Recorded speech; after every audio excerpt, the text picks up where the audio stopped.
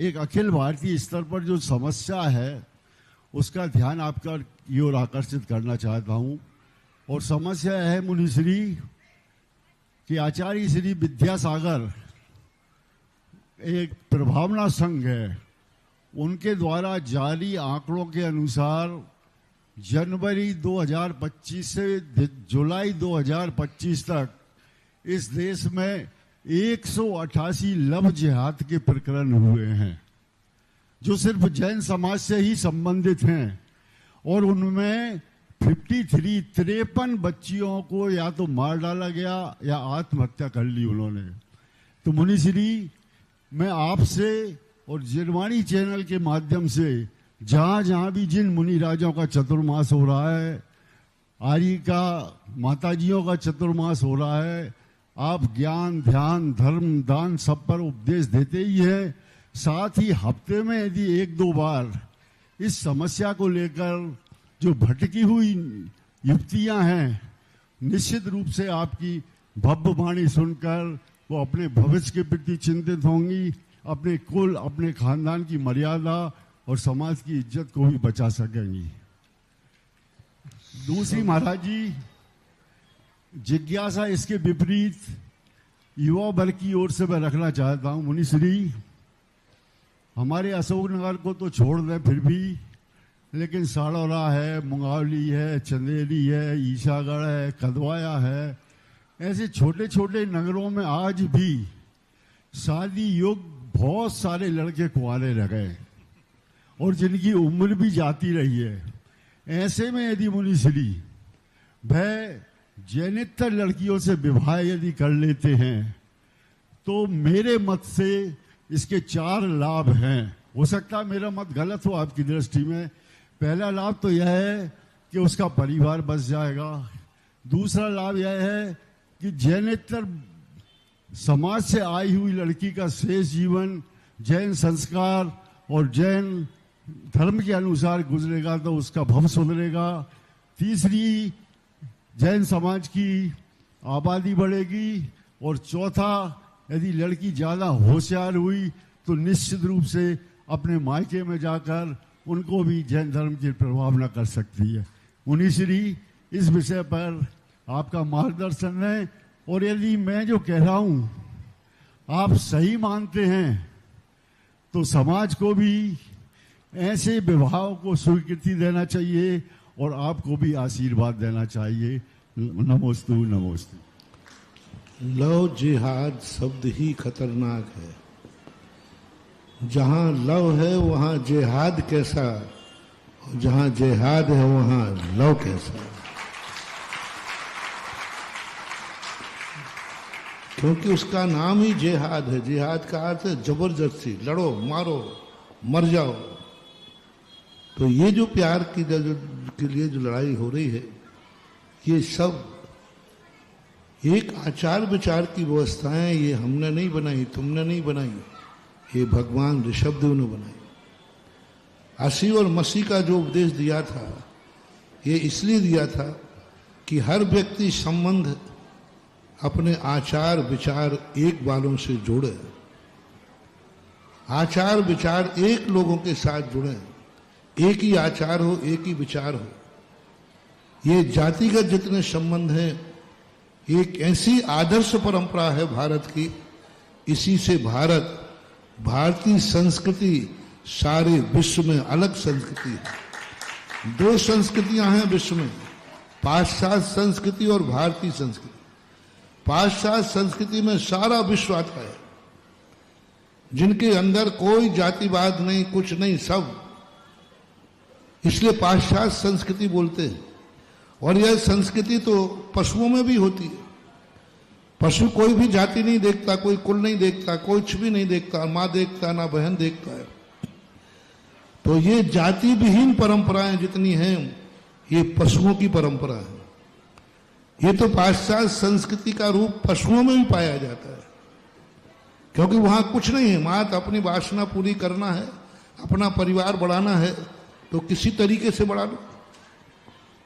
ये जो बातें आती हैं सामने जिहाद वाली, ये परंपराएं मानवों की नहीं है, मानवों की नहीं है, स्पष्ट शास्त्रों में उल्लेख किया है कि कुल, जाति, संस्कार 8 साके मिलाने का उल्लेख है कि यहां की 3 पीढ़ियां और मां के पक्ष की 3 पीढ़ियां, तीनों के शुद्धिकरण हो, तीनों का आचार एक हो, तीनों का धर्म एक हो, तीनों के विचार एक हो, उसके साथ शादी करने का शास्त्रों में प्रमाण। इसलिए अब आज जो वर्तमान की समस्या है, भ्रष्ट होने की अपेक्षा ये समस्या क्यों आई वकील साहब? भ्रष्ट होने की अपेक्षा, संस्कार और संस्कृति को बढ़ने की अपेक्षा, आप कन्या की भ्रूण हत्या रोकिए।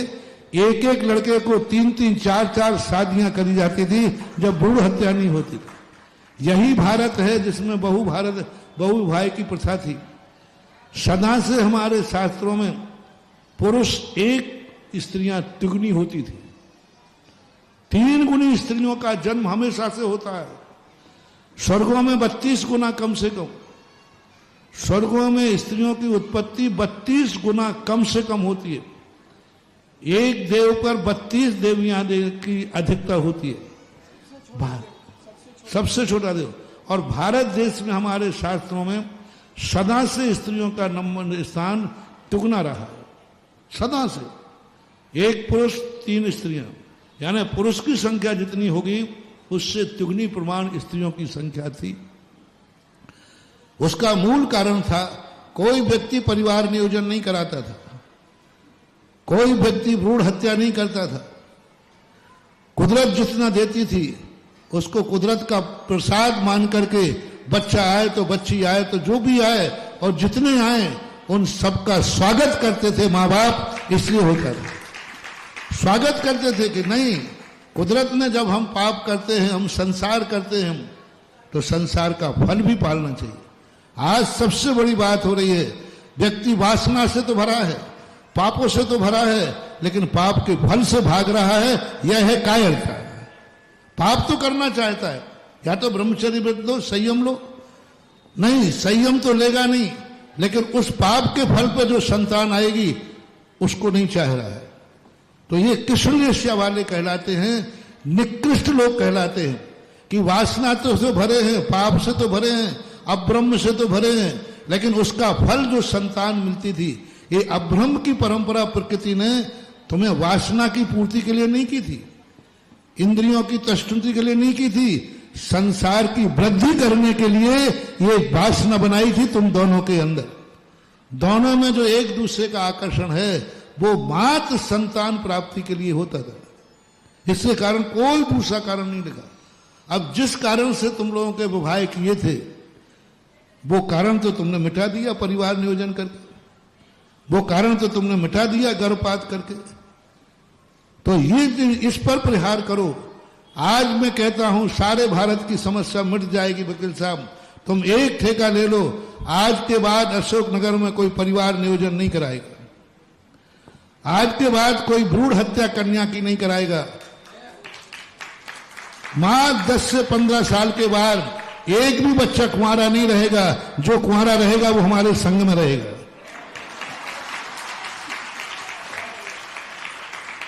जो कुंवारा रहेगा वो यहां आएगा, हो ही नहीं सकता। कारण पकड़ो, संस्कृति और संस्कारों को मिटा करके अपने पाप का समर्थन करना ये कदापि अच्छा नहीं है। और ये स्थिति बन गई तो ये कोई भी परिवार नियोजन और भ्रूण हत्या, सबसे ज्यादा कन्या की भ्रूण हत्या आप देखिए समाज में हो रही है। क्यों हो रही है? क्योंकि पूरे भारत में सबसे ज्यादा रेशो किसका कम हुआ है? 800 पर 1000 बच्चे हैं और 800 कन्याएं हैं जैनियों का। ये रेशो अन्य किसी जाति का नहीं है, मात्र जैनियों का है। तो कुदरत क्या कन्याओं को कम जन्म देते हैं जैनियों में? नहीं, मार दिया जाता है। 1 नंबर में 2 नंबर में पैसा है, पैसे के बल पर किसी की भी हत्या करा दो, भ्रूण हत्या हो जाती है। ये कन्याओं का बैलेंस बिगड़ना बता रहा है कि जैनियों में सबसे ज्यादा कन्याओं की भ्रूण हत्या हो रही है। और इस भ्रूण हत्या को रोका जाए, भ्रूण हत्या को रोका जाएगा, धर्म भी बचेगा और तुम्हारी समस्या का समाधान भी होगा। अब रही बात जो 4 तुमने लाभ बताए हैं, इनमें एक भी लाभ होने वाला नहीं है। 100 में से 90% कन्या जैन नहीं बनती है, बल्कि वो लड़का ही जैन बन जाता है। मैंने ऐसे ऐसे परिवार देखे, नाम बिना लिए बता रहा हूं, जिनके घर में जैनियों की तू बोलते थे, हमारे समाज के सिरमौर थे, और एक बहू दूसरे ने प्रवेश किया, आज वो पूरे घर में कोई नमोकार मंत्र पढ़ने वाला नहीं है। भारत का शीर्षस्थ परिवार की बात कर रहा हूं, कोई लेने वाला नहीं है। 25 साल तक जिस बच्ची ने दूसरे संस्कार लिए हैं, मां ने उसको जन्म दिया है दूसरे संस्कार लेकर के, 25 साल तक वो उन संस्कारों में पली है।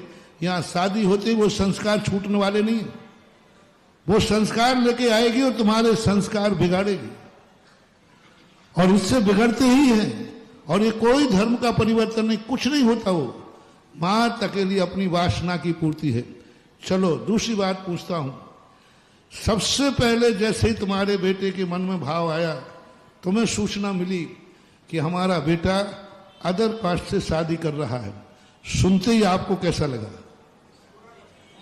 First impression and last impression, सुनते ही कैसा लगा? बाद में पाप को ढांको, सुनते ही झटका लगा, पसीना आ जाता है, घर बर्बाद हो जाएगा, कुल बर्बाद हो जाएगा, फिर बाद में उसको ढांकते फिरते हो।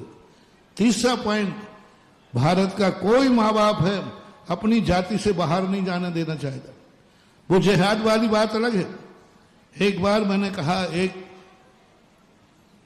जो आपके झाड़ू लगाता ना, वो लोग थे, मैं शौच जाता था, वो प्रतिदिन मिलता था, तो मैंने सोचा कि देखें भारतीय संस्कृति मात्र जैनियों में ही है कि इन लोगों में पास भी है। तो वो खड़े हो गए एक दिन आकर के, बोले महाराज जी हम ये हैं, हम झाड़ू लगाते, आजीविका चलाते। मैंने कहा एक बात बताओ, आपकी बिटिया है क्या? वो थोड़ा हिचके कि महाराज एकदम बिटिया की बात क्यों पूछ रहे? बोले है महाराज। तो मैंने कहा आप उस बिटिया की शादी किस जाति में करना चाहेंगे? पिताजी से पूछा, और वो अपने आप में आप जानते हैं झाड़ू लगाने वाला था। वो चाहता तो कह सकता था मैं अपनी बेटी की शादी जैन में करना चाहता हूं,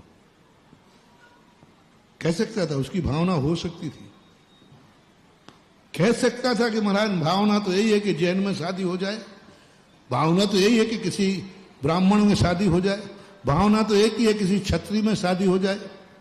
क्या उसके अंदर था? गुरुजी आशीर्वाद दो, मेरी बेटी की शादी मेरी जाति में ही हो।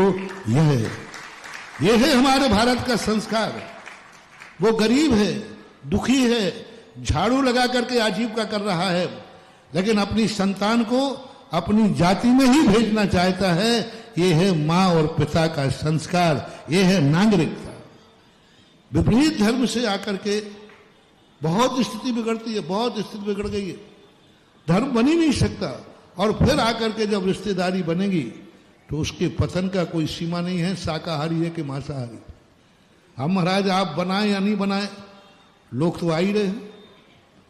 तीसरा प्रश्न आप कर सकते हैं कि महाराज आप छूट दें या नहीं दें, लोग तो कर रहे हैं, लोग तो कर रहे हैं। महाराष्ट्र से ला रहे हैं मछुआरों की बच्चियां, लोग तो कर रहे हैं, जात पात कोई नहीं दिख रहे हैं। उड़ीसा से लाए, टुड़ीसा से आए, कहीं से लाए, ला रहे हैं, जैसे ला रहे हैं, कोई उसमें आबादा नहीं। वो ला रहे हैं, उनको कानून का पैजामा नहीं पहनाया जा सकता है। चोरियां हो रही हैं कि नहीं? तो महाराज चोरियां हो रही हैं तो बैलेट कर दो ना। बलात्कार हो रहे हैं कि नहीं? तो उनको बैलेट कर दो ना। एक बार एक पाप को बैलेट किया गया था, जुआ को धृतराष्ट्र ने, दुर्योधन ने किया था। हस्त क्या हुआ था?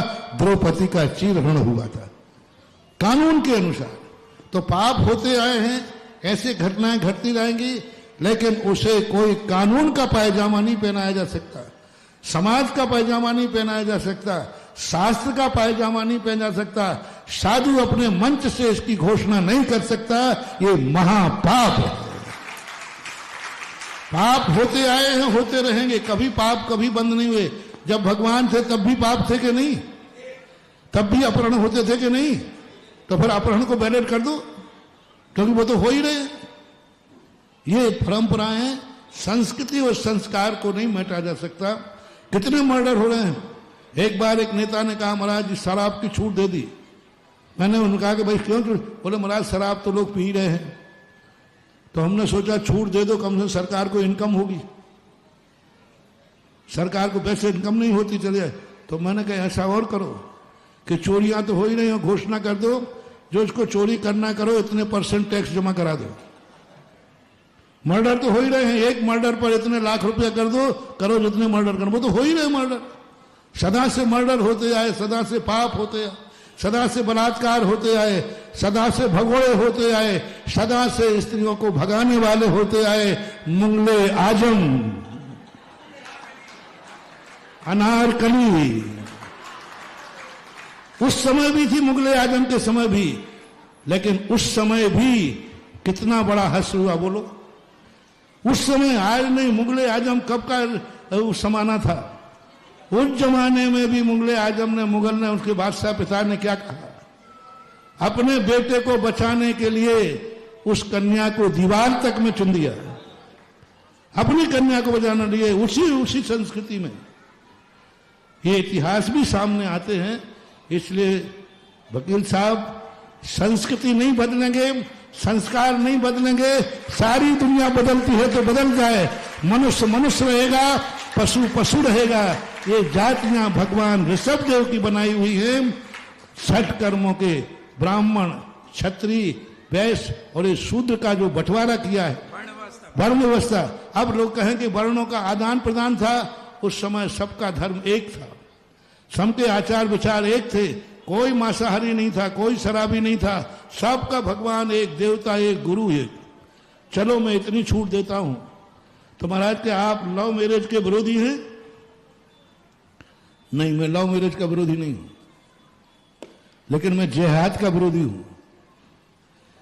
लव का अर्थ क्या कहलाता है? कम से कम ऐसा करें कि एक दूसरे के जीवन का संबंध में विनाश ना हो। कम से कम एक भगवान हो, एक गुरु हो, एक धर्म हो, एक आचार हो, एक विचार हो। जाओ, फिर हमें जाति से कोई मतलब नहीं है। लेकिन मैंने ऐसे ऐसे लोग देखे शादी के लिए कर लेते हैं कि हम साहब। एक बार एक बच्ची आई, बोले महाराज जी हम दिगंबर जैन लड़के से मुझे प्यार हो गया है। आप बस उसके पिताजी आपके भक्त हैं, बस अड़चन बन रहे हैं पिताजी और आप। आते क्योंकि हमारे पिताजी आपके भक्त हैं। वो कहते चाहे तू मर जा, लेकिन महाराज जी नहीं कहेंगे तो हम नहीं करेंगे। महाराज को मैं आहार नहीं छोड़ सकता, मैं महाराज को नहीं छोड़ सकता हूं। तो वो आया, बोले महाराज जी, वो बच्ची आई, बोले महाराज जी आपकी कृपा से हमारी जिंदगी बच जाएगी। तो हमने कहा बेटा क्यों? महाराज जी हमें जैन धर्म बहुत अच्छा लगता है, आप भी बहुत अच्छे लगते हो, और मुझे आशीर्वाद दे दो, मैं जैन धर्म अपना लूंगी। मैंने कहा जैन धर्म अच्छा लगता है? हाँ महाराज। मैंने कहा महाराज अच्छे लगते हैं? हाँ महाराज। मैंने कहा एक और बता दो बेटा, यदि ये शादी नहीं हुई तो भी जैन बनोगे? बोले महाराज फिर काय को बनेंगे? सवाल देखिए, मेरे प्रैक्टिकल है ये। मैंने कहा यदि ये तुम्हारा संबंध नहीं हुआ फिर भी आप जैन बनोगे क्या? बोले फिर काय को बनेंगे? मैंने कहा सुनो, ये लैला मजनूओं का धर्म नहीं है। ये लैला मजनू का धर्म नहीं है कि लैला मजनू बनना है तो हम धर्म अपनाते हैं और नहीं बनना है तो धर्म से दूर भाग जाते हैं। नहीं, कदापि नहीं। कोई भी समाज को कितना भी सुधारवादी आवे, कभी भी कानून से, धर्म से, संस्कृति के इसको कभी छूट नहीं होना चाहिए। जो हो रहा है वो होता रहा है, होता रहेगा। चौथे काल में भी अपहरण होते थे, चौथे काल में भी बलात्कार होते थे, चौथे काल में भी सब भगा के ले जाते थे, चौथे काल में भी भगोड़े थे, लेकिन उसे राजा की तरफ से छूट नहीं थी। राजा ने कहा मैं छूट नहीं दूंगा आपके लिए। मुगले आजम पिक्चर नहीं देखी हो तो वकील साहब आज और देख लेना, फिर से मिल जाएगी। बहुत पुरानी पिक्चर है भाई। देखो मुझे, देखो कहाँ समय पे क्या याद आ जाता है मुझे समझ में नहीं आता मुझे। और उस मुगले आजम की संस्कृति देखो क्या थी। और पिता था मुगल था, जिन मुगलों के लिए, लेकिन किस कारण से उन्होंने कहा नहीं, मैं अपनी संस्कृति नहीं मिटने दूंगा। जब अकबर के समय की बात है, जोधा भाई जब वहां नमाज पढ़ने की बात आई, कोई कार्य की बात आई, उन्होंने कहा नहीं, जो दूसरी जाति से कन्या आई है उससे उत्पन्न होने वाला बच्चा राजगद्दी का अधिकारी नहीं होता। एक जोधा भाई हुई है राजस्थान की, उनका कोई शादी हुई थी किसी अकबर, जो भी ये नाम मुझे पता नहीं पूरा। उस समय ये बात आई कि कौन इस राजगद्दी का अधिकारी हो, तो उन्होंने कहा नहीं, इसका बेटा अधिकारी नहीं हो सकता, कोई दूसरा कार्य है, क्योंकि इसका वंश जो है दूसरे स्थान का है।